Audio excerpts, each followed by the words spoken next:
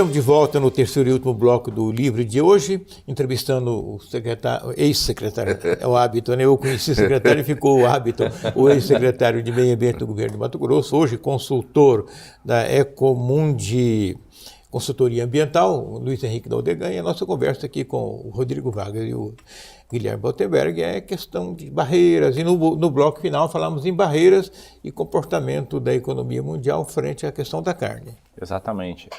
Uma dúvida que eu tenho, o mundo hoje vê o aparecimento das empresas startups, né, que estão começando a chacoalhar e mudar a cara da economia global. A gente tem empresas que até 10 anos atrás não existiam, como o Facebook, por exemplo, e hoje são potências globais. E o Brasil não está se destacando nessa área, com uma única exceção, o que eles chamam de agrotech, as startups ligadas à agropecuária em geral.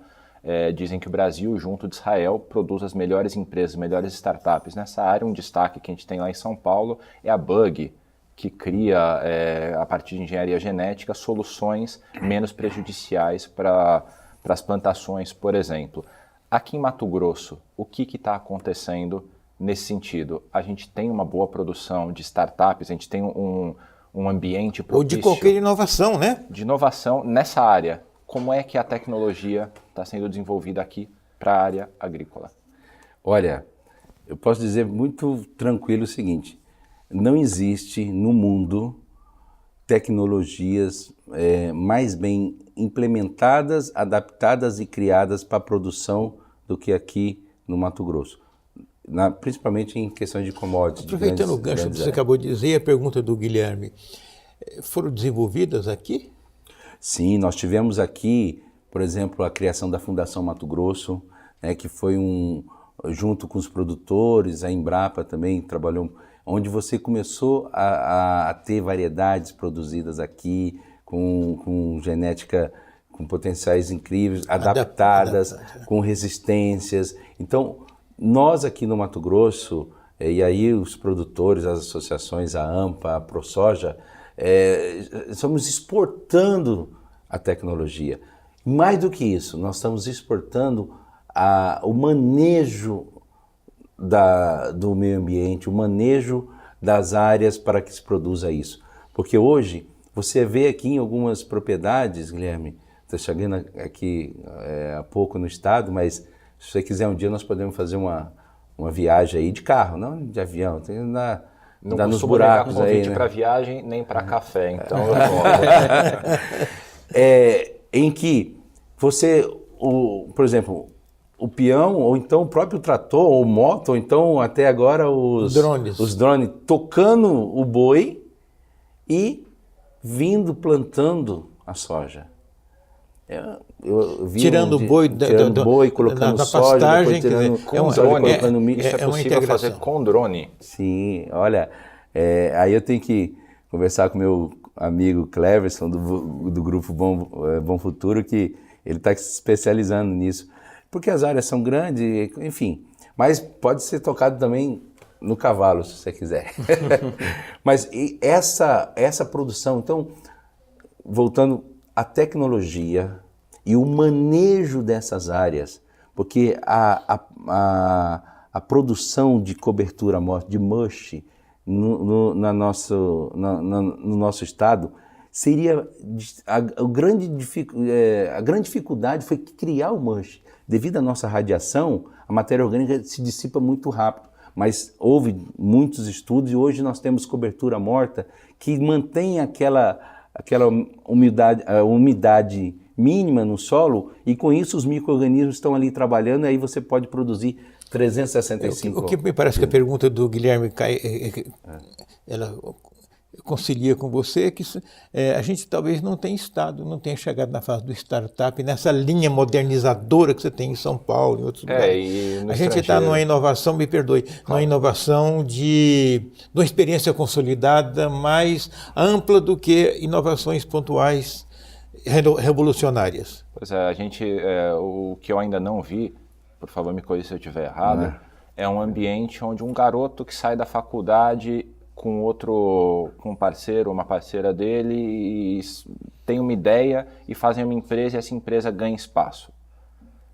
o que falta para a gente ter um ambiente propício para essa inovação poder sair da garagem da casa de uma pessoa, como foi o início da Apple, que hoje é uma das maiores empresas do mundo? O que falta para, em Mato Grosso, no Brasil, a gente ter esse ambiente onde já que o setor é o mais promissor do país? Exatamente. Me lembro agora de um colega de faculdade, o sobrenome dele é Foloni. Ele junto com outro colega, esqueci o nome, eles montaram, você falou no fundo de quintal, eles montaram uma empresa nessa parte de satélite e saiu assim, juntos da universidade e hoje estão aí com a empresa, é um exemplo. Mas falta mais, falta mais. Acontece que quando você trabalha commodities, grandes áreas, tá? É diferente, por exemplo, tem muito dessas empresas na área de fruticultura. Conheço muito experiência na área de fruticultura. Esse dia eu estive em Mossoró, produção de melão, e lá teve várias empresas startups dentro da produção. Quando você trabalha commodities, que você trabalha grandes áreas, você já tem uma certa dificuldade de implementar umas tecnologias assim, muito pontuais. Mas eu já vi alguma coisa nessa área de gel, já vi alguma coisa na área de eucalipto, de plantação de floresta, sabe? A utilização, desenvolvimento de espumas para manter o eucalipto nos primeiros meses. Então tem algumas coisas pontuais aqui no estado. Eu acho que de repente poderia ter realmente um pouco mais dessa divulgação. Eu acho que vocês aqui, através da imprensa, foi a primeira vez que me perguntaram sobre isso pela imprensa, mostrando um pouco mais. De repente eu posso entrar em contato com colegas que fizeram alguma coisa. É um pouco disso. Mas acho que tem um pouco de dificuldade devido... Pelo diferencial, né? Diferencial, que são grandes áreas, enfim. Rodrigo. Mas temos potencial, temos mercado para isso aí, com certeza. Rodrigo. Legal, vamos voltar um pouquinho no tempo. Tem um tema que a gente não pode deixar de tratar, que é da Operação Jurupari. Sim. Chegou a ser preso na ocasião, respondeu a um processo, foi denunciado. Processo que recentemente foi extinto por prescrição, pelo que eu pude... Como é que foi para você viver essa experiência, esses anos todos de espera por essa resposta da justiça? Rodrigo, eu sou um cara seguinte, eu sou um cara que tem família. Isso não me afetou, porque minha família sempre ficou do meu lado. Inclusive meu pai estudou com Onofre lá em Brasília há muito tempo. Eu achei que foi uma injustiça muito grande, não assim, não quero jogar pedra em ninguém. Eu acho que a pessoa que fez, né, ele vai ter a sua consciência limpa e tal, mas primeiro eu tive família. Segundo, o trabalho que eu fiz foi muito claro. O sistema de transparência que tinha na secretaria era muito grande, certo? Então, isso nunca me afetou e falo o seguinte, eu nunca respondi, que eu nunca fui chamado para uma audiência sobre isso. E a resposta do Ministério Público Federal depois de muitos anos é, olha, não era competência do Ministério Público Federal, era competência do estadual. A estadual falou assim, não tem nada de crime aí, acabou. Agora, é uma experiência, eu vou dizer para você, que por eu ter família e ser temente a Deus, foi uma das maiores experiências que eu tive na vida. Boa ou ruim? Só boa ou só ruim? Para mim foi muito boa. Faria de novo? Hã? Faria de novo? Não faria de novo. Para mim foi boa porque é o seguinte, porque aí eu descobri que eu tenho minha família, que eu descobri quem é amigo, quem não é amigo, isso é muito bom, Onofre. Isso é muito bom. Na hora dessa dificuldade você descobre quem é seu amigo, quem não é seu amigo. E como a gente fez um trabalho, eu acho um trabalho muito bom, o respeito, enfim, nós estamos aí hoje com essa consultoria, minha esposa é advogada, tenho mais outros advogados, Humberto, Delamore. Você deixou sequela emocional? Não, você não chegou a ser preso, foi detido? Eu fiquei no Bombeiros, porque na verdade é o seguinte, eu estava em Rondonópolis, ia dar uma entrevista no Grupo Bom Futuro, tinha ido de avião, contratado por eles, estava lá. E aí minha esposa me liga, que 6 horas da manhã, eu olhei, mando ligações, olha, Fui lá na Delegacia Federal, lá em Rondonópolis. Cheguei lá, fiquei esperando, tinha uma senhora lá, um agente. Aí chegou o delegado assim e tal, aí ele olhou para mim, qual é o seu nome? Eu falei, Luiz Henrique Daldegan. Ué, fala que você estava foragido, não sei o que. Falei, não, eu estava aqui. Ah, entra aí, vamos ver o que é. Aí chegou, entrou em contato com o delegado aqui e tal, e eu ouvi, né? Não está na lista da Polícia Federal, está na lista do Ministério Público Federal. Na época era o Mário Lúcio Avelar e o juiz Julié. O delegado da Polícia Federal, aí eu vim para cá de avião, que o Eraí, quero agradecer, ele foi muito solícito, falou, olha, ele veio dar uma palestra, está à disposição. Aí o delegado falou, olha, realmente, porque a gente está sem viatura, vim para cá, o meu advogado estava me esperando, inclusive é o Dr. Paulo Tax, que era meu advogado. Enfim, fui para o bombeiro. Ficamos lá no bombeiro 2 ou 3 dias e sabiam que o HC ia sair, porque foram mais de 130 prisões sem... HC, só para deixar claro aqui para os nossos telespectadores, é o habeas corpus, que tira, geralmente, a pessoa que foi encaminhada à prisão, tira eles da cadeia. Isso. E aí, na iminência de sair o HC, o juiz Julié, não, tem que mandar para a Polinter. E tinha mulheres, enfim. Aí tiraram as pessoas que estavam na Polinter, levaram para o Carumbé, fizeram divisória, enfim. Aí nós ficamos lá na Polinter umas 6, 7 horas e chegou o HC e todo mundo foi liberado.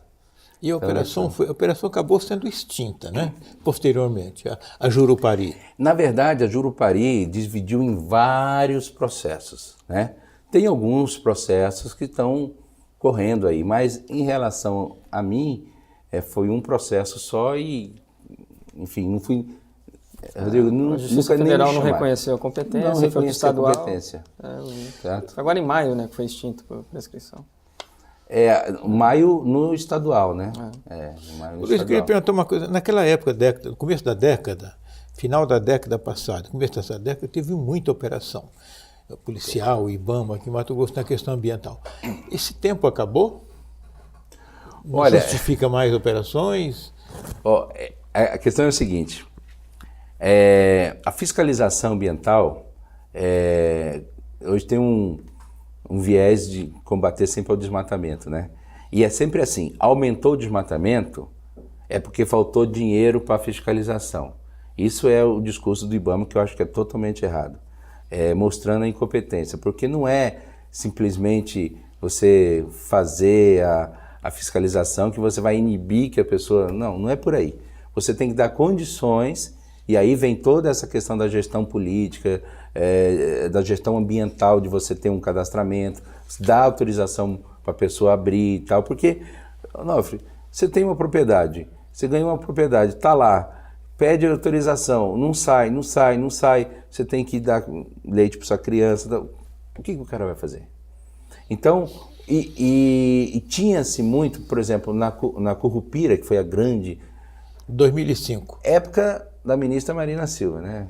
Aquela coisa foi bem na época da Marina Silva. Em 2005, a Currupira tinha muito a ver com as autorizações de transporte de produtos florestais, antigas ATPFs, que era um papel que tinha um timbre da Casa da Moeda, em que você dava lá a volumetria para você tirar as madeiras.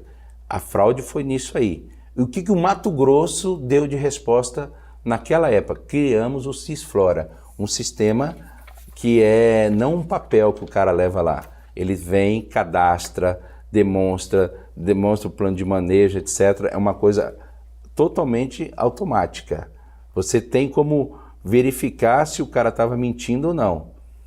Tanto que nós, lá na SEMA, na época, houve operações estaduais combatendo fraude nesse sistema. Aí são fraude de sistema, que é uma outra situação. Então você, com o sistema que nós temos hoje, aprimorado, que é o Cisflora, você pode responsabilizar muito rapidamente a pessoa. Porque se você não tem ali tantos metros cúbicos de madeira, como é que você está fomentando a sua madeireira, por exemplo? Então, um sistema que você consegue identificar rapidamente. As ATPF não, porque o cara ia lá para Juara, ia para Juína e ficava 4, 5 meses, 2 anos. Tanto que também da Curupira... E tinha um comércio ilegal dessas autorizações, né? Diz que quando chegava o povo do Ibama na cidade era uma festa, né? Porque não tinha esse controle. E eu diria o seguinte, foi bom essas operações porque expurgou empresários que não queriam estar na legalidade. A Curupira atingiu 41 municípios de Mato Grosso, né? Fez um terremoto na economia madeireira. Sim, sim. Mas eu também, em termos de responsabilização, não conheço resultados em relação a isso. Tá? Voltando a dizer o seguinte, Onofre, eu tenho família, não sou filho de pai assustado,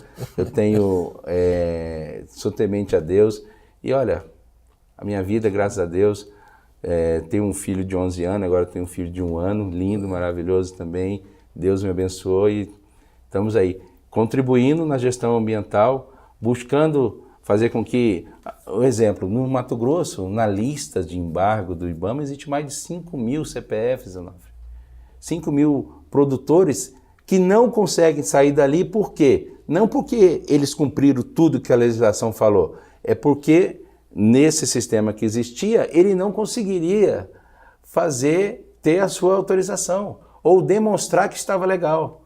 E agora quero mais uma vez parabenizar o Carlos Fávaro, a sua equipe, o Rodrigo, o Babi, o Alex Marega, enfim, toda a equipe da SEMA lá, os técnicos são extremamente capacitados, que entenderam que realmente deveriam montar o seu sistema e não ficar esperando o sistema federal do Serviço Florestal Brasileiro, que infelizmente foi um atraso desde a promulgação do Código Florestal em 2012. Luiz Henrique, nosso tempo se esgotou. Muito obrigado pela sua entrevista, pela disposição de vir conversar conosco. Eu acho que é um tema amargo, né, e delicado esse, né? Obrigado, Guilherme, obrigado, Rodrigo, e nos vemos na próxima semana com o Livre, mais uma vez aqui na sua TV Cidade Verde. Até lá.